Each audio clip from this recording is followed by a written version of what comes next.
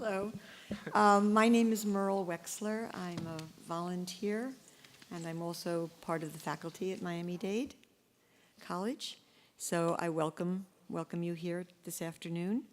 What we've decided is that our panel are going to have a conversation. And then when they're done having a conversation, they're going to open it up to questions, and we'll have questions, and then you'll go on your way. Well, they decided that not to. Do you want a reading? Well, I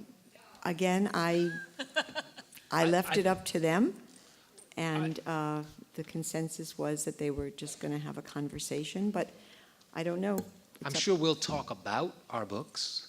Okay. But at least I don't know for me, I'd heard here and there from friends and folks about by the second, third, fourth day of this, sitting through reading after reading after reading, even if it's incredibly interesting, starts to wear some people down.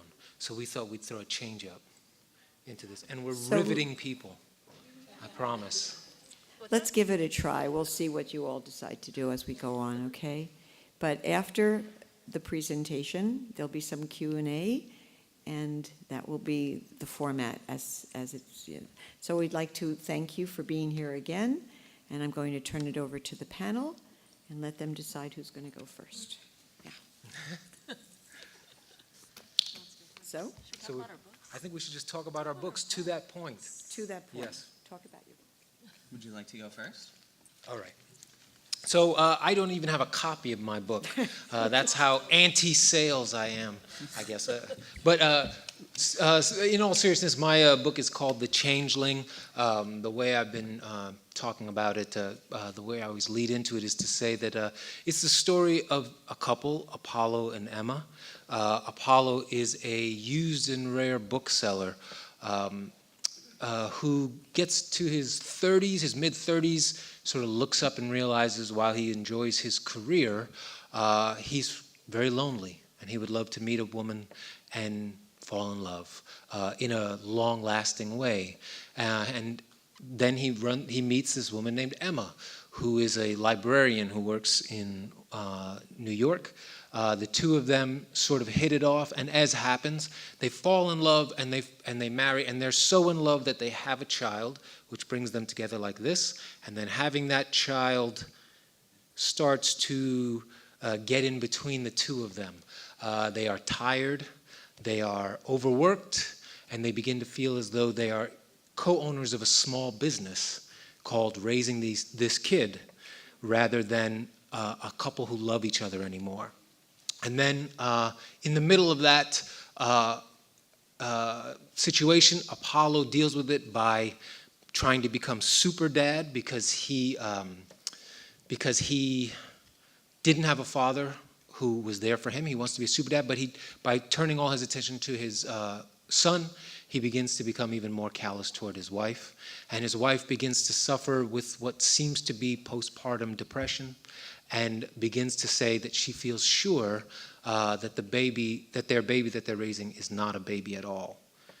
And then she does something really horrific, and then she goes on the run, and then Apollo chases after her, and then you move through a grim fairy tale version of New York, where there are monsters and men who act like monsters, and the two of them have to try to see if they can get back together and maybe even find the real baby, if there is a real baby.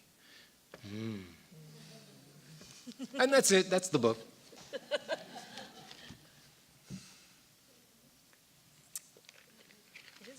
I would say it's like it is a mystery, but most of all, it's a retelling. It's like playing with the old fairy tales, not the sort of cleaned up, nice for kids fairy tales, but the really old ones that peasants used to tell each other around the fire to scare each other to death and to wrestle with the real problems of adulthood, which is what fairy tales used to be for. So it's like it's a throwback to those kind of fairy tales, but set in the modern world. Yeah, because those old fairy tales were scary. So scary. scary. And so grim. Horror, Yes. Grimm, literally Brothers Yeah, Grimm. that's right. I only realized that recently. That do you think that's the Brothers Grimm and the Grimm part? The part, right? Well, but I think that was just their last name. Like they're just too perfectly set up, right? I'm Lisa Coe. This is my novel, The Leavers, and it's a story about a young boy named Domingo who's 11 years old when his mother, Polly, who is an undocumented immigrant from China, goes to work one day at the nail salon where she works in the Bronx, and she never comes home. And he eventually he's left with no one to take care of him, and he's adopted by a pair of upper middle class white professors who move him from New York City to a small town upstate where he's pretty much the only Asian person in town. And they just, they kind of want him to assimilate, and they end up changing his name to Daniel Wilkinson. Doesn't really work in terms of having him fit in. And he's left pretty traumatized by the loss of his mother. He doesn't know what happened to her, if she left on purpose, if she's still alive. And he just really struggles with kind of having this new family and this new community while missing his mother and wondering what happened to her. So when he's in his early 20s, he's a bit of a hot mess, and he ends up looking for his mom, and that's kind of the mystery that forms the narrative arc of the novel. And it's a dual narrative, so it also follows his mother Polly's story as well, both the story of her life and the story of his life before and after their separation, and kind of what happens as they make their way back to one another. And it was actually based on real life stories. I started writing it back in 2009, and I was inspired originally by a New York Times article that I read. And I think, didn't you write about the same woman? I did. You I wrote did, about yeah. the same woman in one of your other books, I which did, is pretty yeah. amazing. And the woman's name, the real life woman's name is Xuping Jiang, and she was an undocumented Chinese immigrant who'd been found in a Florida detention center for over a year, I think. And she had a son that she tried to bring into the U.S., and he had gotten adopted actually by a Canadian couple. And I was just really horrified and struck by this story and kind of wondering what would happen to both the mother and the son. And I learned that this was something that was actually not an isolated case, that there were a number of undocumented immigrant families or parents who'd been separated by the U.S. courts from their children. Meaning that even if these parents were being deported to their country of origin and wanted to take their kids with them, U.S. courts were saying that the kids had to remain in the U.S. and in many times be adopted by white middle-class families. So it really shocked me, and I felt like it said a lot about, questions of assimilation and identity and family, what really makes a family, that I've always been interested in. So I started writing about this mother and son character and kind of trying to explore some of those questions while writing the story of what happens to them. It's a really good book. Thanks. I am super happy to be up here with these two incredible authors. My name's Gabriel Talent. I wrote a book called My Absolute Darling. My Absolute Darling is the story of Turtle Alveston, who's sort of a difficult and strong-willed and gritty 14-year-old girl growing up in Mendocino, California, and she grows up largely in the thrall of her charismatic and abusive survivalist father, Martin, who is in her life a towering figure.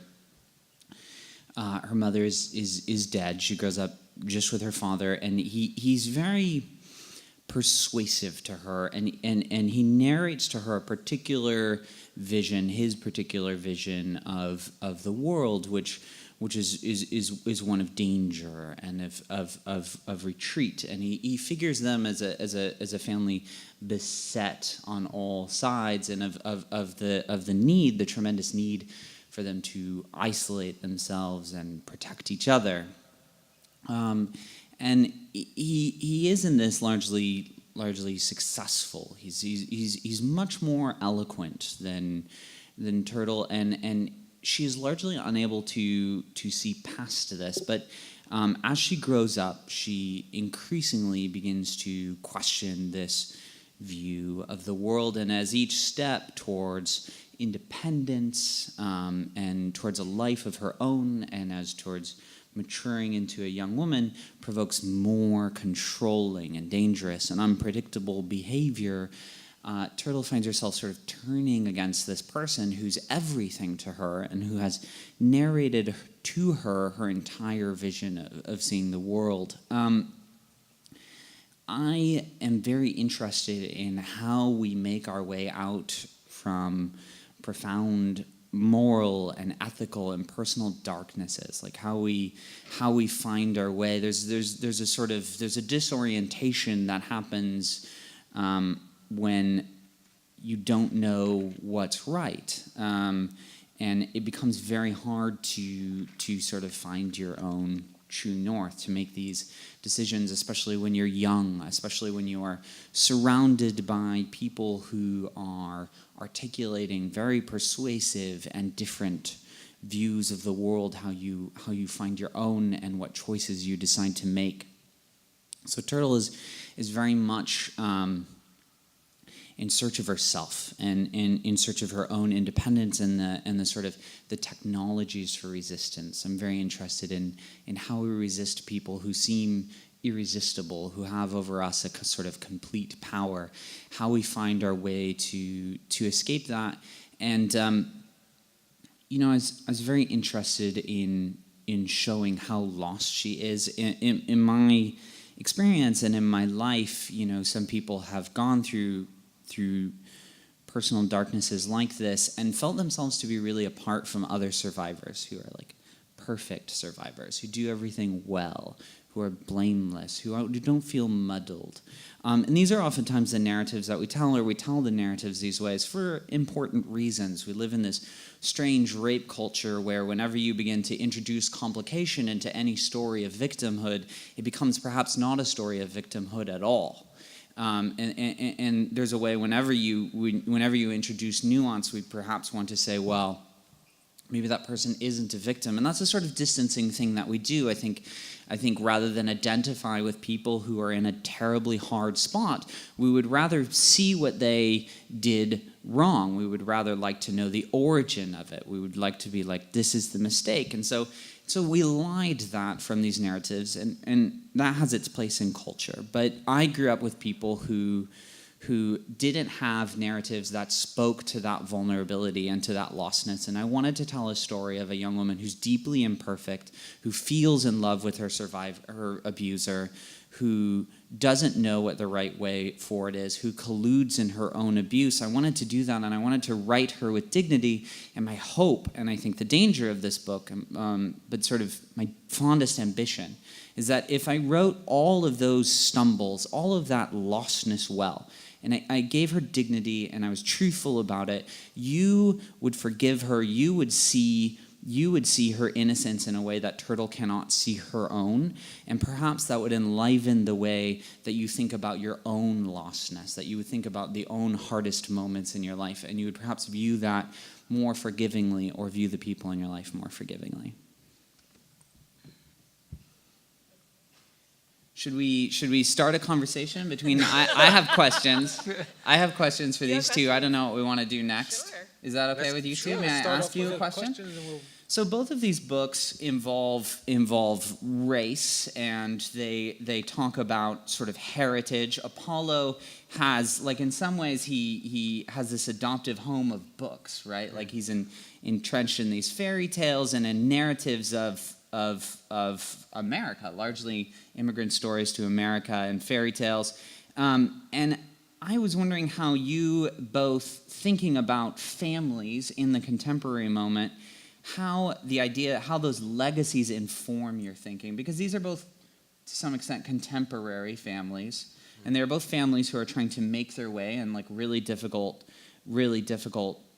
to navigate worlds and feel really lost, and they have these stories to draw upon, but the stories and the culture is not always clear. And so I was just wondering how you think of the past informing those contemporaries. Is that a clear question? Well, yeah, I mean, I would wonder for both of you as well. Like, my experience of family is that it's a lot of storytelling, and most of it isn't true, in the sense that it's either too harsh or too easy, right, on the people involved. I mean, I feel like one of the stories that my mom always tells. My mom is an immigrant from Uganda. My father's a white American who she met here. But like one of the stories that she always told that we told around the house in a sort of like bleak humor sort of way was that, so my mom came from Uganda and she was going to go to college in Canada, right? She got into college in Canada I forget where exactly, Ottawa maybe, something like that. And she went, but she found Canada was too racist. She would go to places and she would show up, this black woman would show up and she'd say, I'm here to rent a room, and they would be like, oh, that room just got rented. Or she'd be walking to the door, and she told me about the story. One time she was walking to the door and the woman is standing outside and she said, don't come to this house. That house, the room is not for rent. And so my mom said, well, you know what? Canada's pretty racist. I think I'll try the United States. And we love that story because on one level, it talks to the beautiful naivete of my mom, yes? And about the story of, she came to New York City, which actually like swallowed her right up and let her just find her little patch of land and do her thing, do you know? But in that way, I mean, I think the real story is that she was a young woman who had left her family behind, who was heartbroken by the ways that she was sort of kept out of what she thought would be the next step in her life. And so she made do with the best she could, and she came down to New York, and she began a life. She was a secretary my whole life, and didn't go to college. Instead, she worked as a secretary. Eventually, she met my dad. They were together for a blissful year. I don't know what it is, right? And then that ended. But that's all to say that, like, but the narrative that she chose to share with me was not about her hardship, was about her triumph, right? And about the humor of that triumph, at least as we saw it, the bleak humor of that triumph, and the way that she made a case for things here. So at least to my mind, I thought that idea that all families are made up of the stories told within those families, right? And then each family and even each family member determines the same story told by my super depressive uncle would be about how hard it was for him.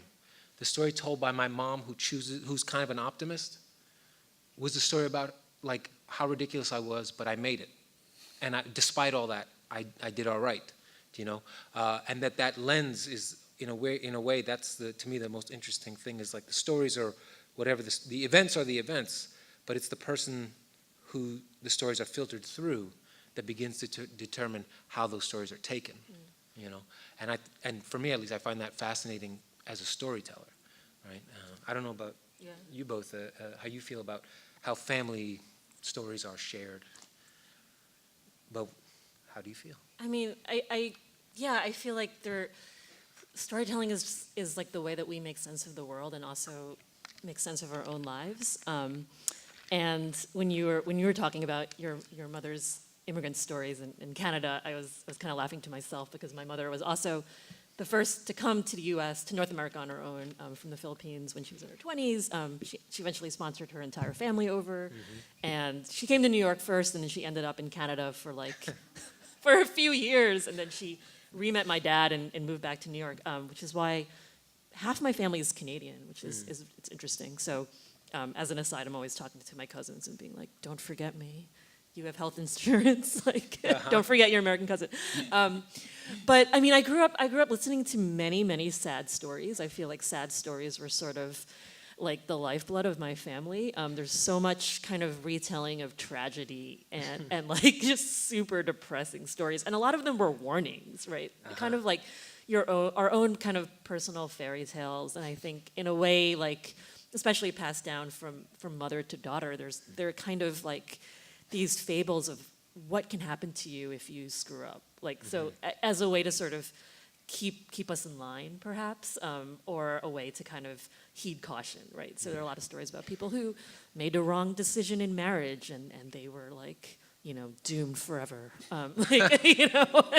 They would always end up with some like horrible tragic death or like illness, and it was very violent. And it was kind of like Did one. that shape you as a storyteller? Yeah, I think so. Like, it was like one wrong decision could just alter your fate. So a lot of those, I think, were shared with me, and it's interesting as an adult, kind of reflecting back on that and kind of the way it impacted not only my life but the stories that I ended up kind of seeking out myself. I think with my characters too, and when I'm writing my own fiction, I'm very interested in kind of the decisions that people happen to make, like both on purpose and the ones that they kind of stumble into, and then the kind of ramifications of that, right? So just sort of the sort of chance encounters that we have, being in the wrong place at the wrong time or being in the right place at the right time, and the reverberations that can happen out of that. And it's interesting, it's something that can only be seen from the point of view of the future, right? When you kind of have that perspective to look back and see, and to be able to tell the story of your own life or your character's own life, and those kind of plot points that led to other things. Right. Yeah. What about for you? Yeah. How was the family? How was storytelling done in the family? Well, this is sort of interesting. So Deming Gao, he gets renamed by his adoptive family, like the protagonist of your the co-protagonist of your story, and Apollo Kagwa also has a sort of interest. He has his mother's maiden name, right? And I was just thinking about that because I think names are a really interesting way, to a certain extent, that families tell stories about who they are and sort of affirm the identity. I became really interested in nicknames. So the protagonist in my book, her name is Turtle, but it's the name that she has elected for herself. Everyone else calls her Julia, and her father, as a nickname, calls her Kibble. And so as you were speaking, I just I became very interested in like what your perspective was on that, like that adoptive family. Like when you were writing about adoption, did it seem like wading out into pretty treacherous territory? Like you're trying to, like, I think you do it. So I was just really impressed, and I was wondering if you would talk a little bit about the issues of writing about an issue so complex.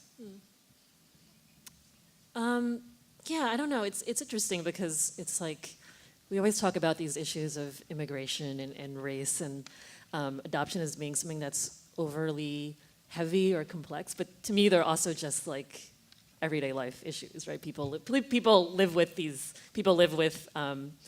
identity and racism and adoption and all these things as part of their everyday lives. So I guess for me the challenge was kind of, with all the characters in this book, writing about experiences that weren't necessarily my own, right? So there was sort of the concern of doing the research and making sure that I wanted to sort of get it right to be able to respect that experience. I think from the beginning, having been inspired by these real life stories and really wondering what it was like in particular for these children of undocumented immigrants to grow up in these adoptive families, I was very, very much wanting to write from the point of view of those children, and to sort of privilege the adoptee's point of view and story and experience versus, say, the adoptive parents, which we often see, I think. Victor's book also hinges on a terrifying cultural adoption.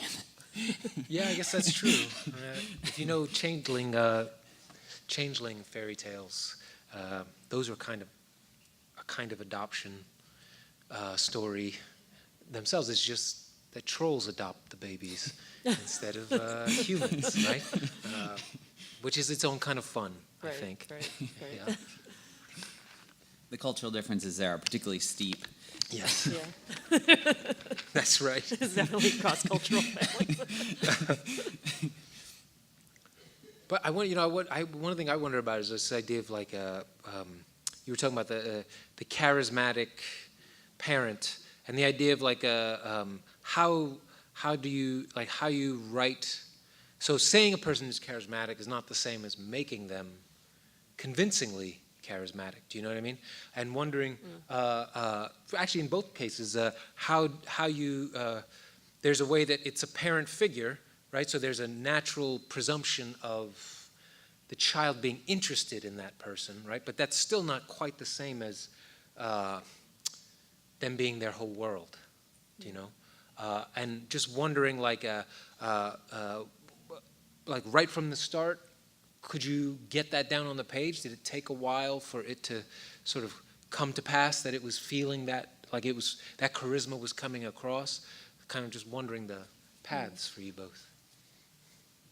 That's it. So I was going to a panel of Victor's earlier, and he was talking about Frankenstein. And Turtle's father, one of the main characters in my story, Martin, is a passionate autodidact philosopher who lectures his daughter constantly about issues of philosophy of the mind and culture. This is a staple of the sort of the Mendocino coast where I grew up, where we have all these like Berkeley PhD dropouts who very much like, because they're outside of academia, are effusive on sort of philosophies of everything. And there's something very, very much like Frankenstein's monster, which in the book, he's a very lecture-y type of guy. And Victor was talking about that, and he's like, well, I don't think monsters that are too talky are scary. Yes. That's when they can talk. Yes. Chatty monsters are. I was like, oh no. Well, but actual monsters that chat too much, you know. Sure, like, yeah. Dracula too is. Is a little, yeah. He starts to wear out on you because of that. But I think there's something interesting there, because oftentimes, like when you talk, it's sometimes an issue of class. You're narrating the world. I was very interested in the way in which to children, adults are so like physically absorbing. Like they seem so large. The appearance of parents is, I think, to children infinitely interesting. You know, kids are oftentimes searching their parents for nuances of expression, and it was my hope that if I was sort of able to capture that, that I would be able to put the charisma that he has for his daughter on the page. Yeah, I mean, in writing my mother character, Polly, there was a lot of sort of going back and forth in terms of how to actually draw her in the way that felt the most real, I think. And it kind of, to me, was sort of this Goldilocks and Three Bears experience, where in very initial draft, she was very much an extreme victim in some ways. All this really terrible stuff happened to her. She was extremely passive. And it was almost like taking this stereotype of the mother who just sacrifices everything that I think we often see that's so predominant in our culture. And then when I reread those first drafts over, I was like, and then I kind of went the other way, and she became this like terrible person, like really mean, very unsympathetic. And so I was really just trying to like work with those two extremes and trying to kind of make her seem just like a more complicated and also real human, and I think that because of sort of all the assumptions and sort of gendered expectations around motherhood in our culture, it like her character becomes very caught up in that. So readers have sort of have a very love or hate relationship with her, and because there's a way that she's a little bit not necessarily 100% into being a parent all the time, which I feel is realistic. But it's often, I think it speaks to a lot of how we see mothers both in literature and in real life. Actually, you saying that is interesting. So in mine, the Emma character, after the baby's born, is experiencing a degree of distance and exhaustion and all this stuff, but it's been very interesting to see similarly what you're saying, reactions from like readers, either the folks who maybe have experienced something similar, women who have experienced something similar post childbirth, who kind of hold Emma close and feel very protective of her, and are very angry at the character who's obviously based on me for being ever like short-tempered with her and judgmental and all this stuff, and like at a signing or something, be like, he should have been nicer to his wife. Why is he such a jerk? And I'm like, you're right. I can say now, when our kids are not 6 months old, you're totally right. Whatever. But then the other side of it is also interesting, which is the folks who see this picture of this woman who is having trouble with the role of motherhood and who come down really hard on her in a way that actually surprises me even, if only because I come to realize, like, writing about certain kinds of moments in people's lives, people bring so much history and baggage to that thing when they sit down to write it. And sometimes it can be a surprise to realize what, even just showing a woman who's having a hard time with having just had a child, how many things that triggers in people from their own lives and their own experience that is sometimes a little hard to necessarily control for, because you don't know. But I will tell this one story so my wife is also a writer. She's also one of my readers. And we had this moment where, so she was one of the people who I said, I want you to read this. And if there's anything where you're feeling like I'm like not being good to Emma, I want you to tell me and all this, right? And the book eventually becomes very, very fantastical. But about 75 pages in, the husband and wife, Apollo and Emma, they plan to have their kid by natural childbirth. They go to Bradley method classes. They learn all this various stuff. And then in the scene where it happens, they're planning to give birth at home, but Emma has to give birth in a very public place instead. And there are people around. And in the way I wrote the scene when I gave it to my wife, she's in the midst of labor, so she's kind of like bearing down like this, and she's in pain, and the husband is like, okay, to people nearby, he's like, I need you to do this, and I need you to do this, and you cover this, and do this and this. And my wife said, this is like a bridge too far. I can't let you do this. And I said, what are you talking about? Why? And she said, I want to remind you of what it was like when our son was born. And when our son was born at home, like that was our plan. I make up almost nothing. But what had happened was she went into a false labor the night before. She had Braxton Hicks contractions. She went into this false labor. So we had a late night that night, and I was getting over a fever. Then the next night, she goes into labor again. She's like, this time I'm in labor. I'm telling you, I feel it. So we go into the bathroom. We turn on the hot water in the tub. She climbs into the tub. I call the midwife, and I tell her, you got to come back up. It's happening. I sit down next to her. I take out my phone. I put on my contraction timer app, and then I fall right to sleep, like right there on the floor. And so every time she had a contraction, she would reach out of the tub and slap me on the chest. I would wake up, I would hit the timer, and I would go right back to sleep. And we went through that until the midwife showed up. And so her point was, that man cannot write the story where in the middle of labor, he is captain of pregnancy, and he is king pregnancy. You cannot do that. If you will agree to not do that to Emma in the book, I will let you have all the terrible things that happen later that are purely like magical fairy tales. You can do it, but you can't do that, right? And I really felt like the book was infinitely better for all these ways that she pushed back against even my own blind spots about who she could or couldn't be, and even about the ways that things that actually made her sometimes, quote unquote, less sympathetic, Right. but they made her more human. And those people who are caring about her come and say, like, I liked her at those moments best because I could see myself in her. And that was like a real gift to have that input, to say the least. I don't know if there are any writers in the room, but you should listen to whoever tells you. Listen to your spouse is all I'm saying. Those scenes of postpartum, like depression and paranoia, were so stressful. I got a little snappish with my wife while reading, because I was like so stressed out while reading them.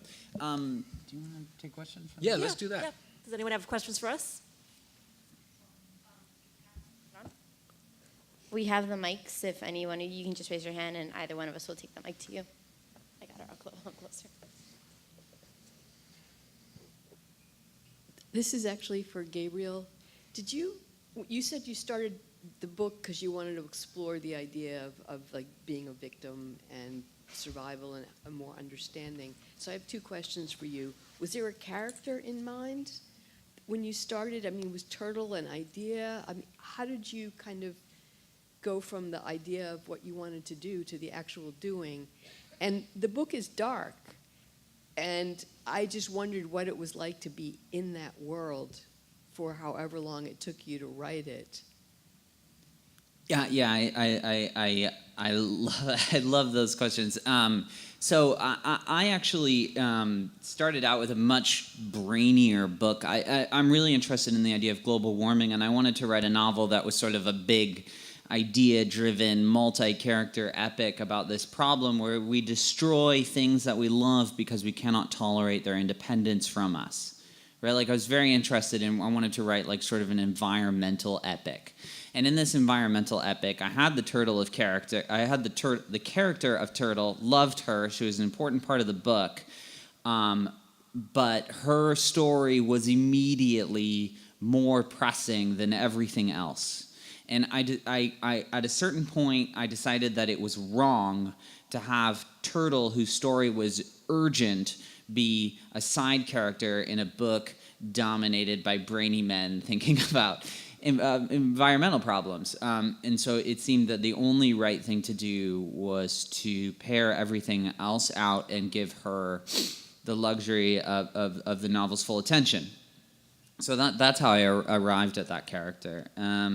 And it was a terrifying choice. Like when I realized this, I called my mom. I was like, I'm out. Like it's gonna take like years to write this book. I don't know that I have the courage. It seems insane. I have like right now a book that is publishable, and I just like I can't morally do it. I like I'm gonna end up writing an entirely different book.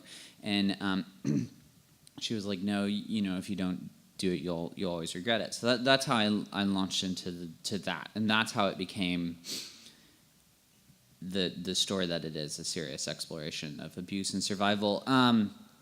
And then how was it to spend that much time in a dark place? It was hard, but I have friends who I know people who came up hard, and not all of them lived to see adulthood, and I felt that if I told lies about that, if I made things seem easier, it would be disrespectful. It would be like saying your life has become so hard that it cannot be narrated, it can only be elided. Like you aren't fit to be the protagonist of a book.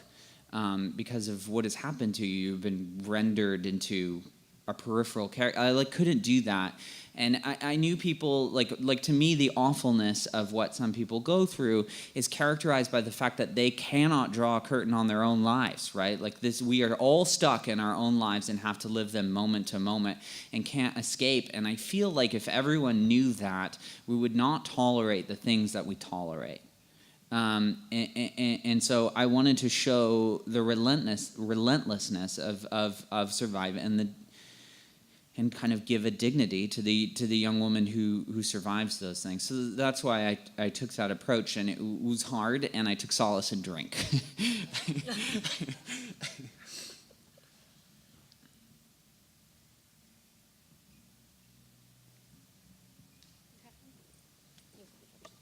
Lisa, I really enjoyed your book, and I think you did an excellent job in terms of getting the reader to feel a lot of emotion for the characters.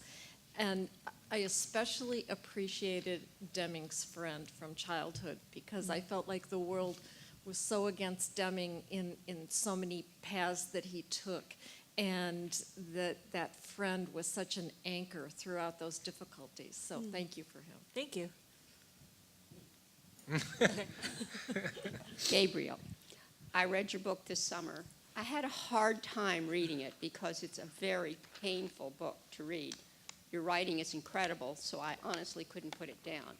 But I have two questions for you. One I think you partially answered is I couldn't imagine you coming up with the almost torture that Turtle went through in her life and how she kept her strength up, which I really admired, so I don't know how you could do that. The other thing is, she was incredible living in the outdoors, how she survived. And I wondered, did you actually experience that yourself? Because if so, you are a true outdoorsman. Yes, so I as a child, I like Turtle's experience of the outdoors is my young life. I spent a tremendous amount of time out in the outdoors. I went on frequent backpacking trips. I often I have a terrible sense of direction, so like actually a horrible outdoorsman. because like 3 days in, I'll be like, I don't know where I am. And yeah, I had a number of experiences like that. I've been, and I was passionate about that. And I did a lot of my writing while in the backcountry. I wrote extensively while hiking the West Highland Trail. Spent a really long time doing that, and I also wrote extensively on other backpacking trips. And I worked with youth out in the backcountry. I did 5-week backcountry trail projects with young people, and so I wanted to put the love of place, my love of place, in the book. That was important and urgent for me, and that I feel like ethically that is important, because we are losing the language with which we understand and apprehend the natural world, and this is so close to my heart that I wanted to put those things in a book and show how we can take solace from that. And then the other part of your question was like how I came up with this character, like.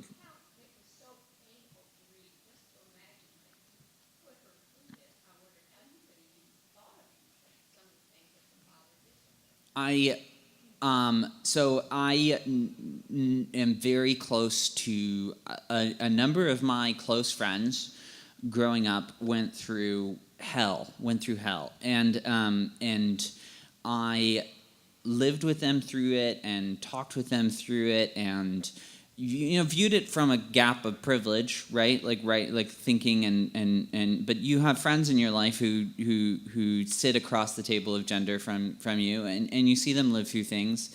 And I think that if you're a man and you have enough women friends, you know people who go through violence. And so I observed those things across the table of gender, but it felt important to write about them seriously. And I felt that because I'd seen, I mean, this is an awful thing to say, but I'd seen enough instances of violence that I could make violence up, right? Like I wanted to take the true things that I had seen and put them in fictional characters and fictional events, while still getting at the truth of the important truths that I had witnessed. And I had an objective, which is I felt that if more parts of this story were more widely known, there are things that would have kept people alive. Like some people die from the shame because they think that they're the only one. I also for Gabriel, and it's on the same idea of this scene, and I don't want to mention the scene, so in case people haven't read the book, but I found that it, as much as I believe in the whole idea that you came up with, the child is enthralled by the parent, no matter what the parent does. I lost a little bit of my credibility after that one scene that was so unbelievable that afterwards she didn't immediately run away. It was beyond violent, and I think you know what I'm talking about, right? Which scene? No, I don't want to mention it because maybe sure, people want to. Okay, but the essential issue is why doesn't someone behave in a better way? And well, not exactly. I understand why she behaves that way. Only that scene was. It was beyond the pale to me. I almost lost credibility and couldn't continue reading, but I did, and that's to your good writing. Well, thank you. I think that is an important question that gets really thorny, and I would say that gets to the heart of Turtle's personal sense of shame, right? Like Turtle feels that it is a profound failing of hers that she's unable to extract herself from this situation when obviously she should in the first pages. The issue isn't her technical inability to escape. The issue is that she is lost and does the wrong thing and is ashamed for having done the wrong thing. And I think some of us, when we find ourselves doing the shameful and wrong and self-destructive thing, somehow it becomes difficult to extract yourself from that, because you begin to think in this affirming way, like, I'm just the sort of person who does the wrong thing. I'm just a useless person. I'm the sort of person who can't extract myself from these situations. That's why I'm a bad survivor, and there are good survivors who do the right thing, and I've done the wrong thing, and now I can't do the right thing because I'm just this sort of worthless person who's, you know, like, when you lose that sense of self-worth, it becomes very difficult to extract yourself. And I wanted to pay homage and to be respectful of that, because I think that that is a thing that people who have gone through have real trouble talking about, and because I think that other people have written very well about survivors who behave better. And this is just the story that I wanted to tell. But I'm with you, you know, like, I wish she had just right in the beginning, just, you know, just left. Could have been a much shorter, happier book.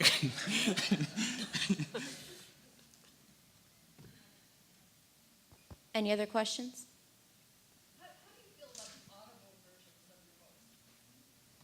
I haven't listened to mine. Thanks. Whoever reads The Changeling is sexy. I mean, that is a good that is a good audiobook. I read that book. So I think it's great. I haven't listened to mine.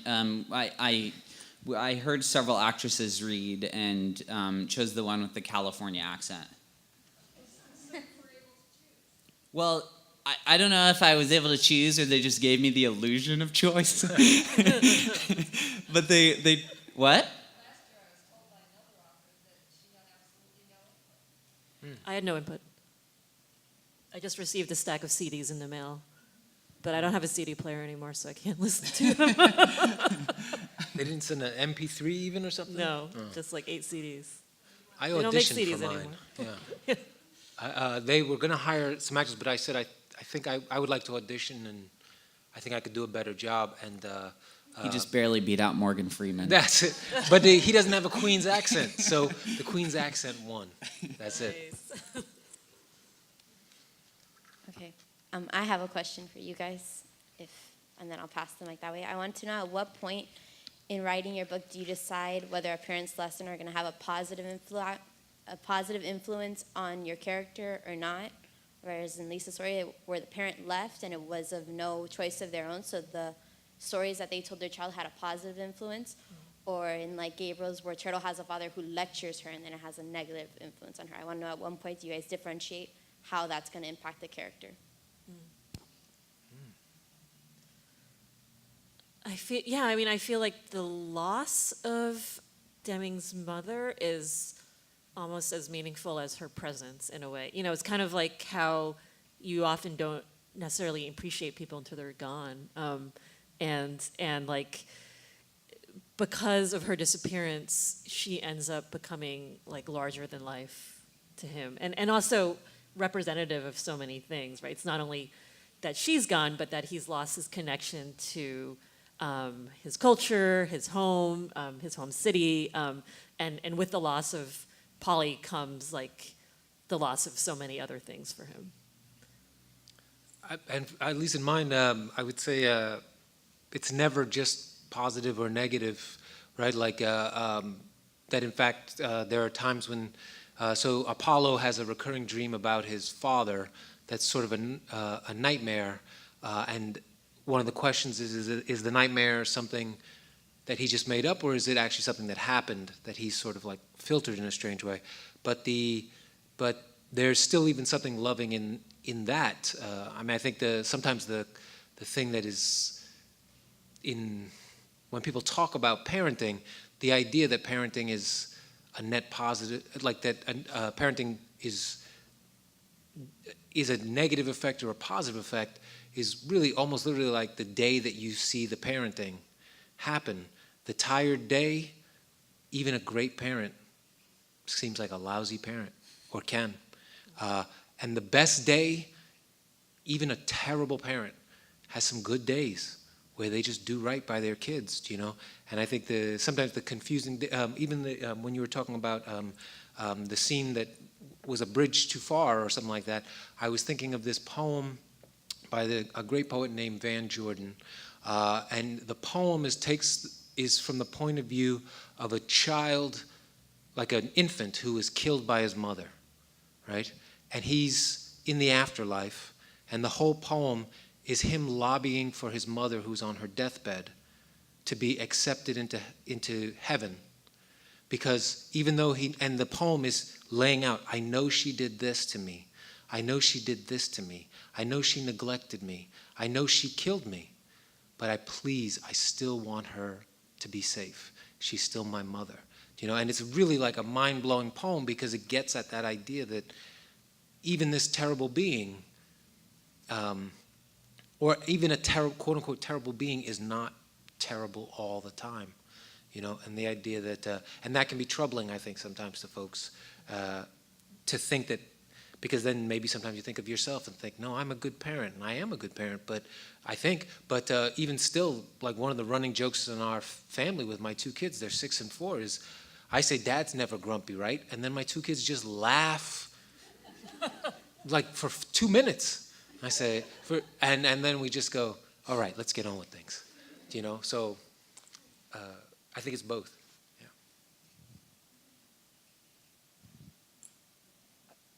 Yeah. I wanted to ask you all what, if you are working on something else, and also how much time do you spend in rewriting, or are you like all kind of lucky and able to kind of get it down, or is it like a lot of recrafting? I know, Lisa, you had mentioned kind of throwing away different drafts or different, so like what is the process, and are you able to now move into new projects? I rewrite extensively. I write very quickly, I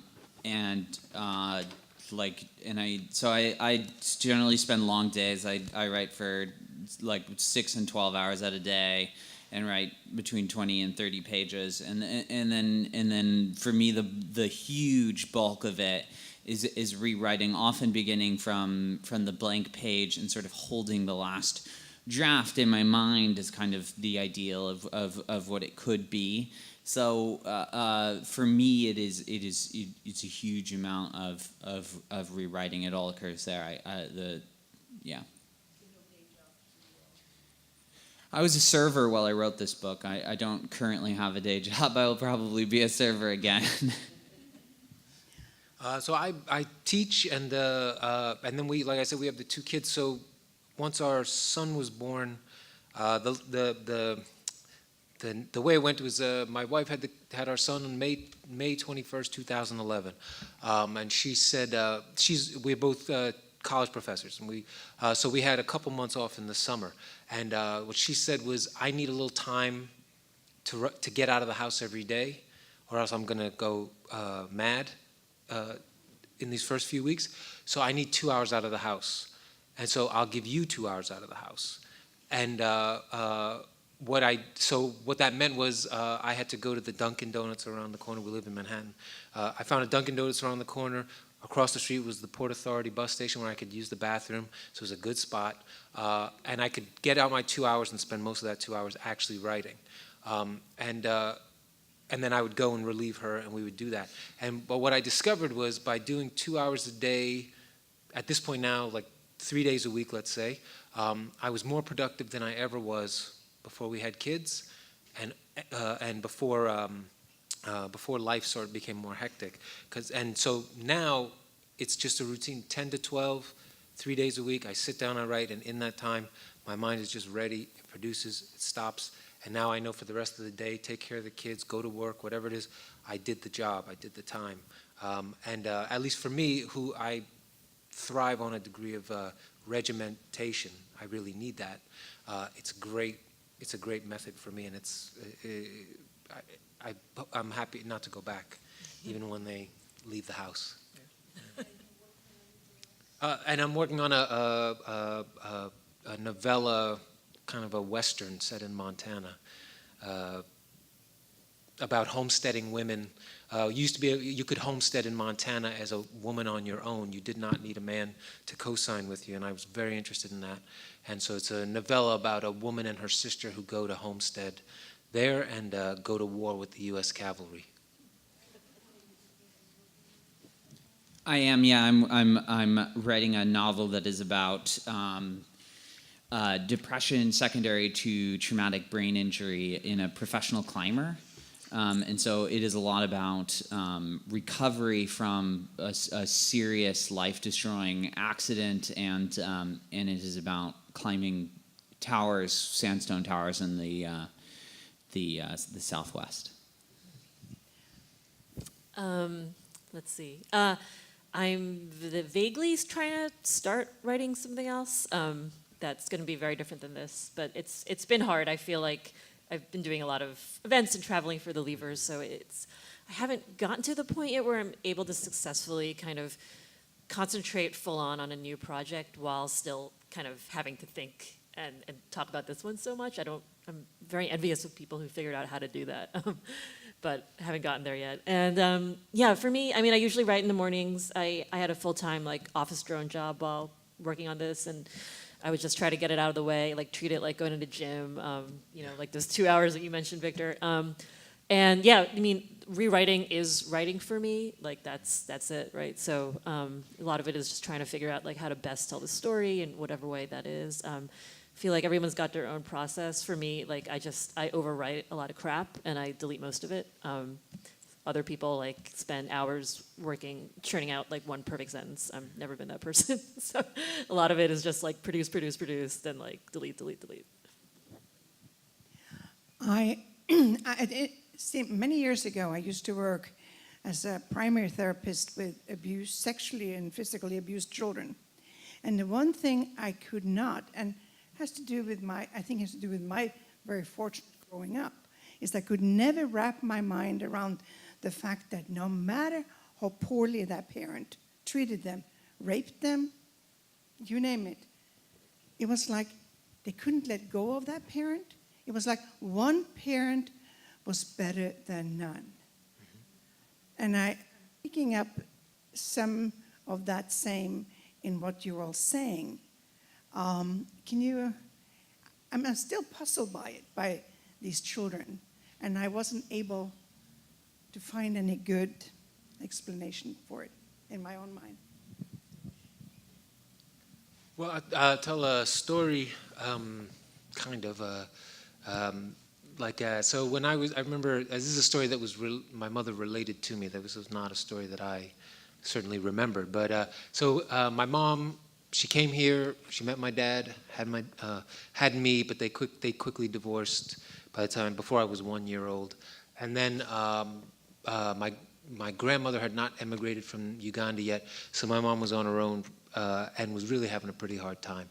And so when I was 3, I remember she went to her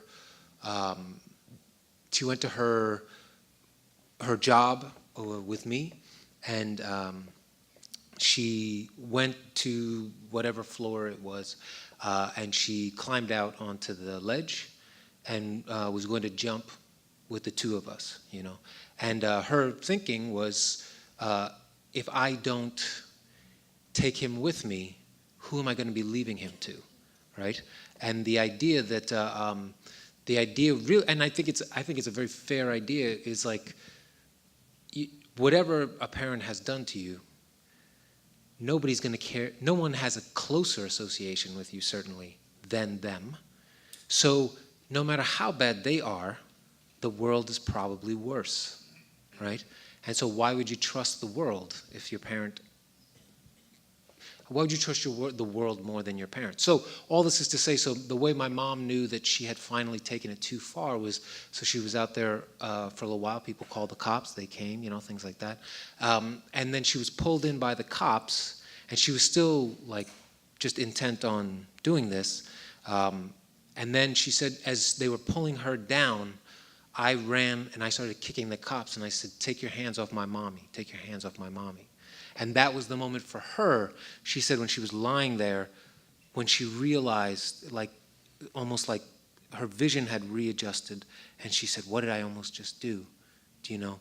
But it was because she had just gone to a place beyond, she had been pushed to a place beyond where she was thinking rationally or doing things based on any real conscious decisions, you know? It was instinct. But when I was jumping on the, like yelling at the cops, that was also instinct, do you know? And I feel like at the heart of at least that situation, and perhaps at the heart of some of these situations, is the idea that this stuff is so deeply hardwired, you can't unteach that, and you can't unlearn that. And that unfortunately there are then, obviously, like my mom ended up being a wonderful parent, all this kind of stuff. She got some help and she was great. But unfortunately then there will be adults who can take advantage of that degree of instinct. But to my mind, I feel like it's like lizard brain level sort of thinking, and it can't be undone. You know, it can maybe only be mitigated.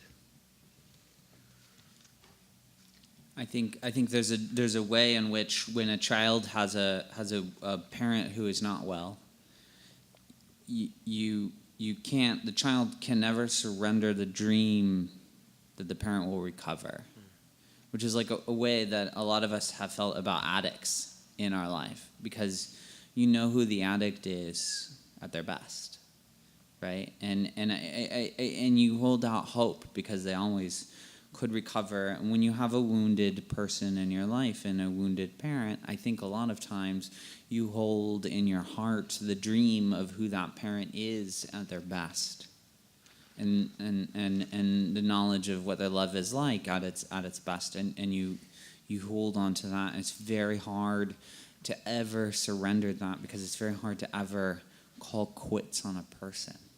Right? That's so serious, and people are so dynamic, and children always hold the hope. They always carry the torch that the parent will be better than their more wounded self, which, like, if you think about it, it's not like a terrible, like, there's something great about that. It's like the hope we have in humanity. Despite all evidence. Yes. Yeah, and also the role that memory plays in that too. If a parent has left, and the, you know, the kind of going back to the idea of storytelling and how with the stories that we tell ourselves and kind of retell history. I know for my character, you know, that's something that his memory of how good things were might not have been as good as, or might have been an embellished version of how they really were, but becomes sort of, that memory kind of surpasses the truth in its own way. Are there any more questions before we? Any more questions? No? Well, thank you all for coming out. Oh, thank you.